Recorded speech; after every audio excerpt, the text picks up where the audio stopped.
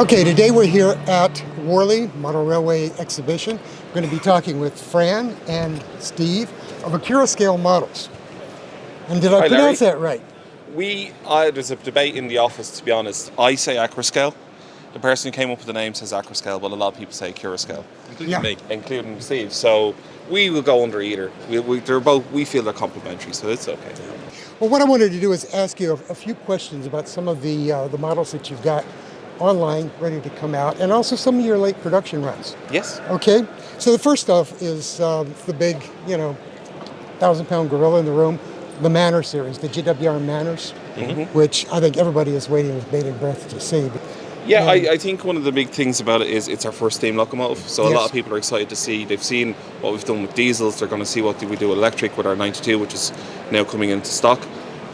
Steam has been obviously much requested when we first started, and we looked around and we were like, what was missing in the market? A new Manor was something that we were keen to work on. When we were here 3 years ago, which was the last time the show was on before obviously the world changed dramatically, we were spending time around the show going to Tyseley Depot to measure bits of Manor up there and the tenders. With a lot of the differences in the Manor is the tenders. And then after that we went to Didcot Railway Centre, where we managed laser scanned and measured Cookham Manor. And we were well on the way then, but obviously what happened in the world, there was obviously slowdowns and stuff like that as well. But I think, people have responded really well to what we were doing, and obviously the interaction we have. It's been a huge learning curve for us, but we're very confident that our Manor will really capture the imagination of modelers and offer something different to what's out there already. Great. So I think one thing as well to remember with the Manor is the actual prototype is quite small. It's a fairly big British loco, but by the time you have a die-cast boiler with a die-cast running plate, you have a decent wall thickness so it's strong, the actual space left behind isn't huge, and by the time you put a motor, you put the electronics we need to in there, and things like a decoder, it's a big thing to fit in. Also with the tender, we wanted the full coal space. We don't want to hide under a pile of coal because we like the idea of modelling it empty. So that there's a lot of technical challenges with that, of just cramming it all in. We've had to move from a 21-pin decoder to an X18, which fits in beautifully. Okay, that was one change. Okay, absolutely. But also, there's more other things behind that. The model we could make a perfectly accurate model. It'll be perfect. We won't go around second radius curves, and for the UK market, that's a massive thing. Yeah, people don't have quite as much space they do in the States and things like that. So they need these tighter bends, and it has to go around it. The cylinders, for example, the front two wheels, we cannot make a model like the prototype to do that. So we have to do very careful little things to shave a bit here and there and give options with the boiler, with the cap on the front of the cylinders to give the options. So if you do have prototypical curves, it will go around nicely and you can have the full resolution or the full detail. But if you do have the tighter bends, then sure, we can accommodate for that as well. Yeah. The other thing as well, we have things like the technical, just the simple things of getting all electronics supplied between the tender and the locomotive body. We have the flickering firebox. It's a challenge, and doing that all for the first time, you have to develop all these methods. We have to find the Accurascale way, and that's taken some time. What it has meant, though, is we're now set up to do more and more steam. Yeah. We now have methods that we're trying on here. We believe they'll work well. If we do have feedback and we can improve in the future, we will, but we have a bedrock of technology to build upon. So this will be the template, basically, for future steam approaches that you'll use. And something like the Deltic, the first diesel model we did, that was 98% the way there. There's 2% of tweaks that we listen to, and we put that in place with our 37, the 92, and all the models we do in the future. Now, Fran already mentioned to me in an email exchange some time ago now that you went to two speakers to increase the depth of the sound and the like. You put one in the tender and one is going to be in the boiler. Absolutely. Now, are those complementary size sugar cube type speakers? Yes. 13 by 15 or 11 by 13? Do you know? They're 15 by 15 from 15 memory. by 15. Okay. They're 11 by. I think they're 11 by 13. Okay. So, the smaller size. We've always said we'd have to have a nice depth of sound. Originally, both were in the tender, but it was a little bit odd with all the noise coming from the bit that's quiet on the real thing. So we put one in the front, right at the smoke box, buried in that boiler, and we have another one in the tender chassis as well. And one thing that always concerns me that I run into is properly baffling the speakers, because that's critical to getting depth of sound. That's definitely somewhere where we've tried to really improve what's gone before. So if you look at, say, our Deltic locomotive, we done a large beefy bass reflex speaker called the Accurascale, and then we had a smaller speaker for the higher end. And that's kind of the template that we've taken into diesels to take this locomotive factory fitted sound to the next level. And in steam, it's obviously we've looked at different ways we can do that. Of course, steam is a smaller package, especially with something like the Manor compared to a diesel. You have a nice large kind of box that you can fit all these different speakers into. But whereas a steam locomotive, as Steve said, there's packaging to be concerned around that with boilers, die casting and all that kind of stuff as well. So we've done a lot of work with Jamie Goodman, who looks after our sound, and he obviously recorded the real thing as well, and he's done a lot of sound engineering around it to get the optimum sound. But obviously part of that is having proper baffles and really putting that effort into sound just to give that extra bit of realism to the model. Well, from what I've heard of the Deltics, they sound great. Yeah, they turned out really well. They really did. Yeah, impressed a lot of people. And people will see that now with our other diesel locos, like the Class 37, Class 92. They have the same setup, and our Irish Metrovic locomotives were exactly the same. So the steam is another area where the digital end really needs to improve in the market, and that's something that we've seen has been a bit of a weakness with a lot of the major players, and that's something that we're kind of keen to install a lot of these features that the diesel and electric motors are enjoying then into the steam locomotives as well. That's great to hear. Now you're still planning to go with the 3-pole skew wound motor? Yes. Right? It's not coreless, it's a skew wound. No, it's skew wound. Armature motor. Yep. Yes. Okay. Steve. And you told me that's a dental. It's originally from dental instruments. It's originally from. So we talked to the factory at length about this, and we actually talked to another manufacturer who has used that in their locomotive, and they reported really strong performance, really smooth performance.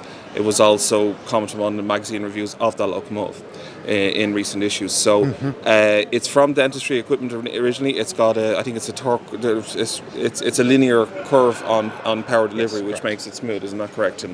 And there's a flywheel on it too, as far as I know. Yeah. So okay. That's really gonna. Yeah, that's important for 3-pole, I think. Exactly. Cool. Yeah. And it's still skew wound. I think something that's very important to stress with this 3-pole motor, it's not like the open frame 3-pole motors we used to see in Hornby with the XO5 and the XO4. It's not anything like that. This is still a self-contained high-quality can motor with 3-pole skew wounding, and it's the best for this application here. That doesn't mean we're not going to look at cordless, we're not going to look at 5-pole for the future, but in various situations we will pick the best motor for the role. Okay, so this model that we are looking at here has the painted domes. Yes. And the copper top is painted, right, on this one? Correct. Okay. But on the new version, they're going to be electroplate, both cases? That's the intention, yes. Okay, was that from the beginning? Because I didn't hear that originally. No, it's something we've had to improve on. There's different ways to get the best result, and it's a little bit experimental for us. Like we've established, this is our first steam locomotive, and we're still finding our way. The finish on the domes here, a little bit green. It's got that green hue on the spectrum, which isn't quite right. We want to have that nicely polished look, and likewise with the copper cap as well. So we're close, but we're not quite there. For the production models, it will be far improved, and it will just have that little gilding on it that's perfect.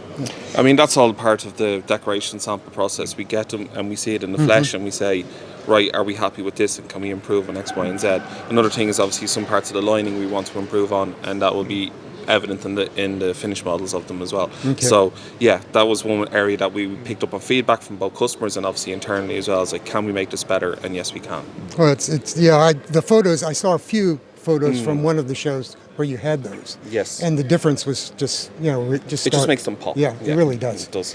And you'll see, you told me the other day when we were talking about this that the models will probably, you're hoping to have them here at the end of March, into the first quarter? Yeah, into the first quarter. So we put out an update this week on our website and social media channels, and they're in a process of being tampo printed at the moment, so decoration is complete. After that, we'll go into final assembly. Unfortunately, Chinese New Year falls in early January, and that kind of gives a little bit of break before delivery, but we are looking at around March 2023 for final delivery. Okay, that sounds great. Do you anticipate any immediate second runs of these models, or is this going to be phased in where you bring in the first batch and then wait a while and let some of your diesels come out and then do maybe a second run? Well, it'll depend on obviously customer reaction, and some of these have already sold out completely on pre-order. Yep. So we will kind of plan it around what our first what the remaining stock is when they arrive, how they sell. And then we can fit in another run of them. Our Deltic was like that when they came in. We had a number of models left for sale. Once we put them back on sale after we sorted all pre-orders, they went in less than 24 hours. Yep. Hugely successful models to sell. We're now working on run 2 of that a couple of months later. So there will be subsequent runs in the future. We'll obviously gauge on interest and when the market is ready for another run of them. But I think, what these are going to do is, one, I think it will give anticipation and an expectation of what the next run will be. But I think it's really going to get people really interested in what we do in future steam models as well. Yeah, I think so too. Well, you just mentioned something that's a good segue for my other question, and that's the Deltics, because I know they're all gone. And, you know, I mean, it was just an amazing sellout for you guys. Everybody just seems to have loved them that has one. And those that, you know, missed them are crying now. Yeah, I mean, obviously, this is the biggest show on the UK calendar here at Warley this weekend. And the most question I've been asked the most over this weekend is when's the next run of the Deltics. The anticipation and desire for them there is absolutely massive. And we are working on it, and there will be a new run announced in the new year. Oh, that's great to hear. Absolutely. I think a lot of people are going to look forward to that. It may not be all 22 this time. That was a little bit of a big undertaking, but it will cover all the good bases. Let's talk about the siphons, because that's complementary to the Manor class, I think. Yes, it's a GWR design. Exactly. And these are very well advanced as well. So we are showing off our first decorated samples here at the moment. Full production is underway. We're anticipating these will be are they going to be finished before Chinese? Yeah, absolutely. Yeah. So we expect our production samples around Christmas time, and then as long as they're all done by January the 10th, they'll be on a boat. Wow, that's great to hear. So we look at them around March as well. So it's going to be GWR Fest for Accurascale around March with the Manors and the Siphon Gs right together. That's great to hear. I'm looking forward to seeing those. The Class 50 that you've got coming out, it seems like it's going to be another, you know, blockbuster like the Deltics. Do you anticipate that? We hope so. And the reaction in sales and compliments that we received this weekend has been absolutely huge on the local. We obviously announced it on Wednesday in anticipation for the show today. It was the next logical step for us to go. English Electric built the Deltic, and the 37 were their two big, you know, six-axled locomotives from the modernisation plan. The next place you go is the Class 50. It was a logical one for us. Obviously, the bogies are very similar between the three classes, and it was a loco that we've always fancied doing, and just putting our own stamp on it. And you know, people have seen the detail on it on the, you know, the print that we've had here today. We have a sample arriving in January. I think that's really going to blow up people's minds as well. And yeah, it's just one of those exciting ones that we really can't wait to put our mark on and just turn into another Deltic success story. Absolutely. It's a very complex shape, the 50. I mean, obviously there's models that go before it that may run well and things like that, but actually capturing all the shape around it is complex. That front end where if you follow the range strip from the cab side over the cab door, it goes in, down, and then it goes round, and it's a really complex shape. It's taken a very long time to capture that.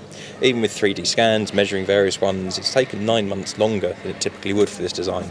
So we're very pleased to share it today, and the underframe detail that you can see and everything like that.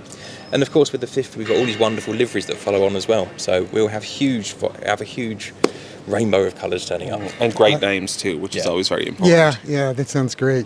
Any interest in American models? Or have you got your plate full? From a personal point of view, I have a lot of American HO at home. I have a lot of from anyone from Scale Trains to Atlas to Athlone Genesis to Broadway Limited, and one of our employees has obviously formerly worked for Rapido, so there is a knowledge and an interest in American trains around HO scale especially. Never say never.